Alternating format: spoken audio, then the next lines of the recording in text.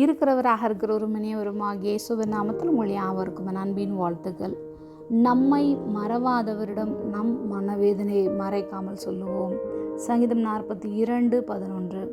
என் ஆத்துமாவே நீ ஏன் கலங்குகிறாய்? ஏன் எனக்குள் தியங்குகிறாய்? தேவனை நோக்கி காத்திரு. என் முகத்திற்கு இரட்சிப்பும் என் தேவனுமாய் இருக்கிறவரை நான் இன்னும் துதிப்பேன். மன சோர்வு, கவலை மற்றும் வாழ்க்கையின் கடினமான சூழ்நிலைகளில் நமக்குள்ளும் உண்டாகும் சத்தம், என் ஆத்துமாவே நீ ஏன் கலங்குகிறாய் என்று கேட்கும் போது நாமும் சங்கீதக்காரன் போன்று மனவேதனையை மறைக்காமல் அதை தேவனுக்கு முன்பாக உண்மையாக வெளிப்படுத்துவோம்.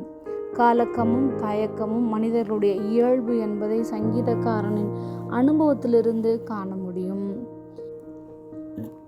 தேவனை நோக்கி காத்திரு என்னும் வார்த்தைகள் சூழ்நிலைகள் நமக்கு எதிராக இருக்கும்போது நமது பார்வையை பிரச்சனைகளிலிருந்து விலக்கி தேவனுடைய பெயரில் நம்முடைய நம்பிக்கையை வைக்க வேண்டும்.